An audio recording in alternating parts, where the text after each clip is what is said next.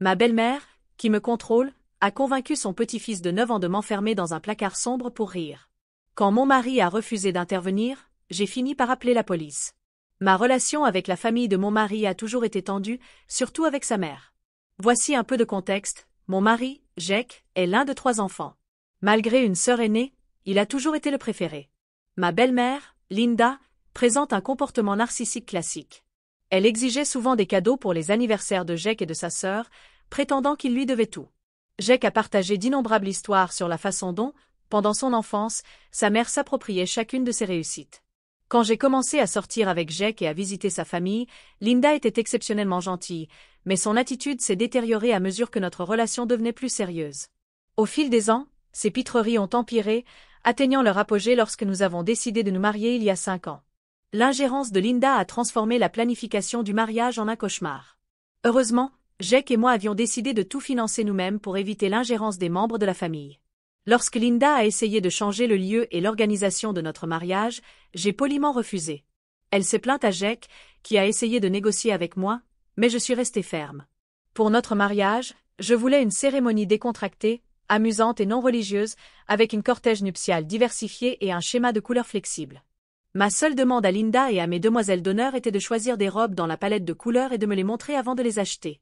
Ma mère et les demoiselles d'honneur m'ont montré leur choix, et je les ai tous approuvés. Linda, cependant, ne m'a jamais montré aucune option, malgré mes demandes répétées avant le mariage. Le jour du mariage, Linda est arrivée dans une robe presque blanche, surprenant tout le monde. C'était une robe mi-longue avec une superposition de mousseline transparente et un boléro. Elle semblait satisfaite de voir ma réaction. J'ai fondu en larmes, et Jake lui a immédiatement demandé de se changer ou de partir. Son mari a refusé de la ramener, ce qui a provoqué une dispute. Pour maintenir la paix, j'ai permis à Linda de garder sa robe inappropriée. C'était mortifiant, car les invités l'ont remarqué et ont commenté sa tenue. Je l'ai ignorée tout au long de l'événement, sans dire un mot. Jake, bien que comprenant ma frustration, m'a exhorté à laisser tomber, insistant sur le fait que j'étais la mariée, peu importe qui portait du blanc. Cela m'a profondément blessée, car je ne voyais pas l'importance du choix de sa mère. J'ai décidé de lui pardonner, même si elle ne s'est jamais excusée. Son narcissisme ne s'est pas arrêté là. Lorsque nous essayions de concevoir, ce fut une période difficile. Après avoir subi une fausse couche, j'étais naturellement anxieuse lorsque je suis retombée enceinte. Jake était ravi et m'a soutenue, assistant à tous les rendez-vous chez le médecin, lisant des livres sur la parentalité et préparant la chambre du bébé. 3 mois plus tard, nous nous sommes sentis prêts à partager la bonne nouvelle. Après nous être assurés que nous avions passé le premier trimestre critique en toute sécurité, nous avons décidé qu'il était temps de partager notre nouvelle excitante avec nos familles. Nous avons organisé un déjeuner et invité nos parents, nos proches et nos amis. Ils sont arrivés en s'attendant à une réunion normale, mais leurs visages se sont illuminés de surprise et de joie lorsqu'ils ont remarqué mon ventre légèrement arrondi. Ma mère a été émue aux larmes en me voyant et a immédiatement compris que j'étais enceinte. Elle a parfaitement compris notre besoin de discrétion et était ravie à la perspective de devenir grand-mère. Sa joie était palpable lorsqu'elle a exprimé son bonheur et son émotion. En contraste marqué, la mère de Jake, Linda, a réagi avec colère et déception. Elle s'est sentie exclue et m'a accusée de la maintenir délibérément dans l'ignorance. Malgré mes tentatives d'expliquer notre approche prudente, elle est restée contrariée et a refusé de me parler pendant le reste de la journée. Sa désapprobation a assombri ce qui aurait dû être une joyeuse célébration familiale. Tout au long de la soirée, Linda m'a ignorée et a fait preuve d'un manque de respect flagrant, non seulement envers moi, mais aussi envers ma mère, qui avait toujours été gentille avec elle. Linda est restée absorbée par son téléphone, clairement contrariée et ne faisant aucun effort pour participer à la réunion familiale. Elle a ouvertement exprimé sa frustration, estimant qu'elle avait manqué des moments précieux avec son petit-fils à naître. Alors que la tension montait, j'ai eu besoin d'un moment pour me calmer et je suis sortie. Ma mère a remarqué ma détresse et est venue me réconforter jusqu'à ce que je me sente prête à retourner à la réunion. Vers la fin de la soirée, Linda s'est assurée d'être la dernière à me dire au revoir, reconnaissant à peine ma présence tout au long de la journée. Lorsque Jake a raccompagné ses parents à la voiture, une dispute animée a éclaté, que j'ai pu entendre depuis le hall d'entrée. Linda a profité de l'occasion pour exprimer davantage ses griefs à mon sujet, aggravant la situation déjà tendue. Heureusement, tous nos autres invités étaient déjà partis, ne laissant que mes parents, Jake et ses parents. Linda, en colère, a dit à Jake qu'elle n'arrivait pas à croire qu'il lui avait caché la grossesse, m'accusant de ne pas apprécier la famille. Jake lui a calmement expliqué que nous avions tous les deux décidé d'attendre d'être sûrs que tout allait bien avant de partager la nouvelle. Linda, cependant, n'était pas satisfaite et a commencé à crier. La conversation s'est déroulée comme suit. Linda, c'est notre petit-fils. Je mérite de le savoir dès le début. En tant que ta mère, tu aurais dû m'appeler immédiatement. Jake. Maman, nous voulions juste être prudents avant de partager la nouvelle. Linda. Prudence? Je suis ta mère. Tu aurais dû me faire confiance. Tout ça, c'est de sa faute. Elle contrôle tout. Défends-toi, Jake. Jake semblait embarrassé et abattu tandis que sa mère continuait à le réprimander. Les larmes coulaient sur mon visage, la dureté de ses paroles me blessant et me laissant perplexe. Je voulais intervenir, mais ma mère m'a conseillé de rester silencieuse, sachant que Linda cherchait juste la bagarre. J'ai suivi son conseil, ne voulant pas donner à Linda la satisfaction de m'engager dans une confrontation. Linda a continué à fulminer, insistant sur le fait que Jake devait prendre le contrôle et ne pas me laisser dicter nos vies. Linda a exigé que Jake ouvre les yeux et se rende compte que je contrôlais tout, et qu'en tant que sa mère, elle aurait dû être la première à savoir si son fils allait avoir un enfant. Finalement, son mari, Tom, l'a exhortée à se calmer et l'a emmenée. Ce ne fut pas la dernière fois qu'elle s'est mal comportée. Sa liste de comportements scandaleux et arrogants est interminable. Voici quelques exemples. Elle a essayé d'apprendre à notre bébé à l'appeler maman au lieu de grand-mère, ce qui m'a mise en colère.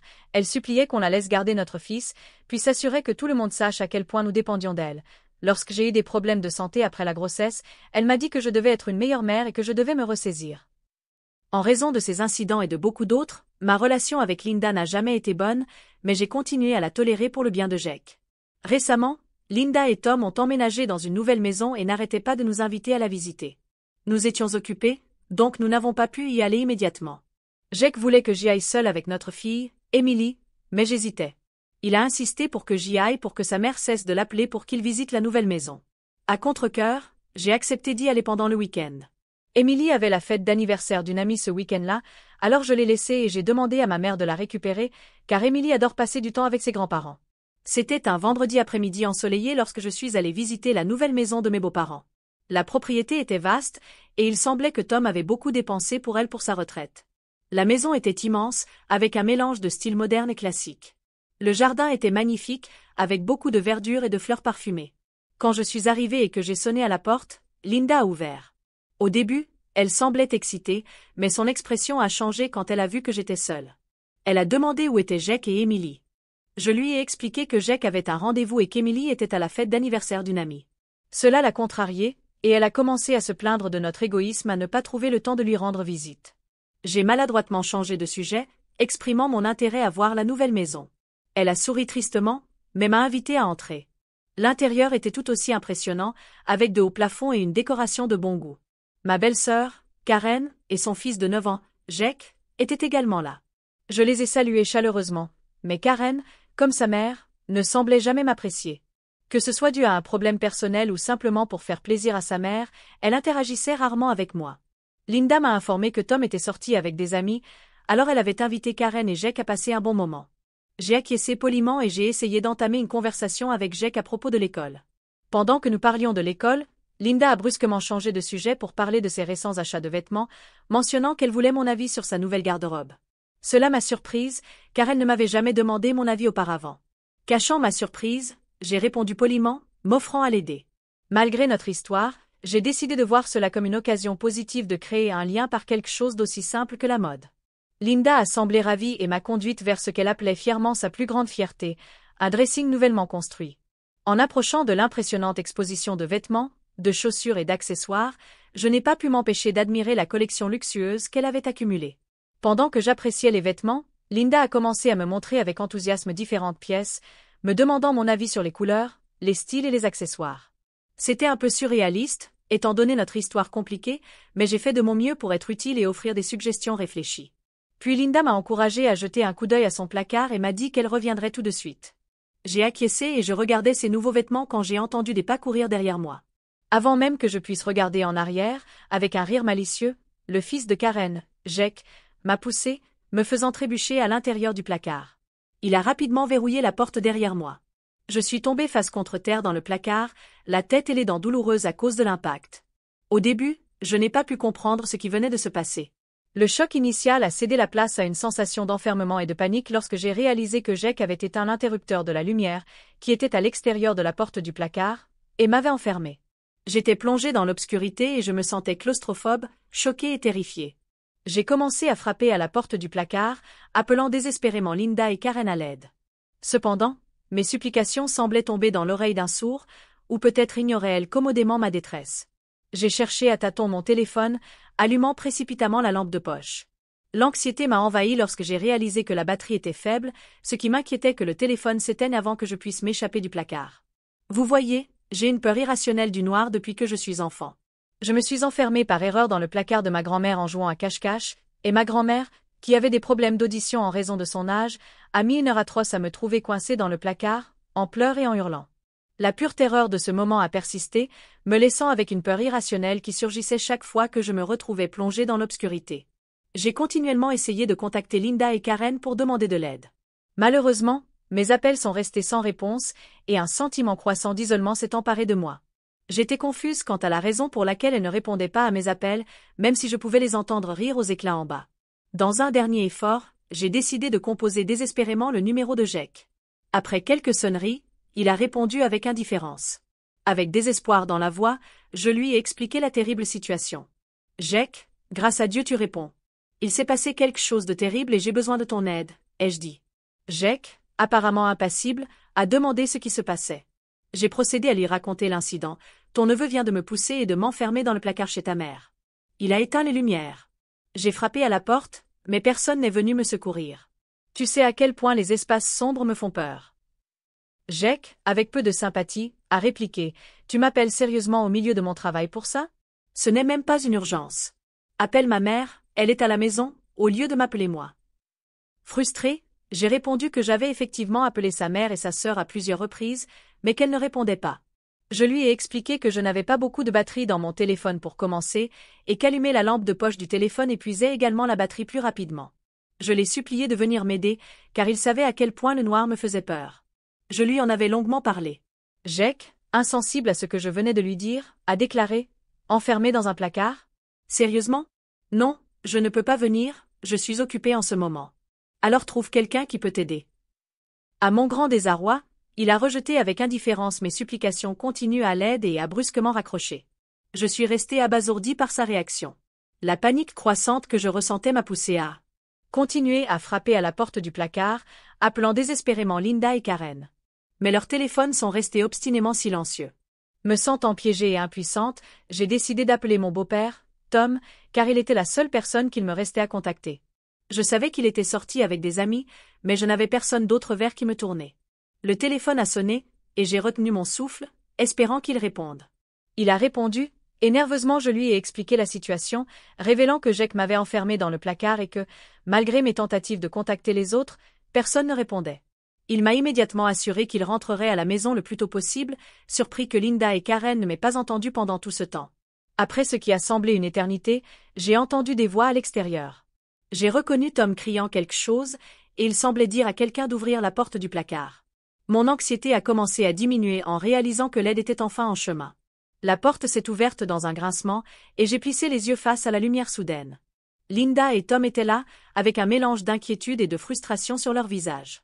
Je suis sortie du placard un peu désorientée, mais reconnaissante d'être libérée de cet espace confiné. Tom a demandé à Linda pourquoi j'étais enfermée dans son placard, et elle a feint l'innocence. J'ai raconté l'incident à tout le monde, détaillant comment Jack m'avait poussé dans le placard et l'avait verrouillé. Cependant, Linda et Karen se sont moquées de mes paroles, les rejetant complètement. Elles ont insisté sur le fait que Jack ne ferait jamais une chose pareille. Frustrée et en colère, je leur ai demandé pourquoi elles n'étaient pas venues vérifier si j'allais bien ou n'avaient pas répondu à mes coups à la porte. Leur excuse était qu'elles étaient dans le jardin, où Linda leur montrait, à Karen et Jack, son nouveau jardin de roses. Jack était penché à la porte, alors j'ai dirigé ma colère vers lui et j'ai commencé à lui demander pourquoi il m'avait enfermée à l'intérieur, mais Karen m'a interrompu, affirmant que son fils ne ferait jamais une chose pareille, et que j'avais dû fermer la porte moi-même, et que la clé avait dû tomber. Leurs mensonges effrontés m'ont désespéré de frustration et d'incrédulité, car ils n'expliquaient toujours pas comment les lumières s'étaient éteintes. Tom a essayé de me calmer, mais je savais que, quoi que je dise, Linda et Karen continueraient à se défendre mutuellement. Vaincue et blessée, je suis rentrée chez moi.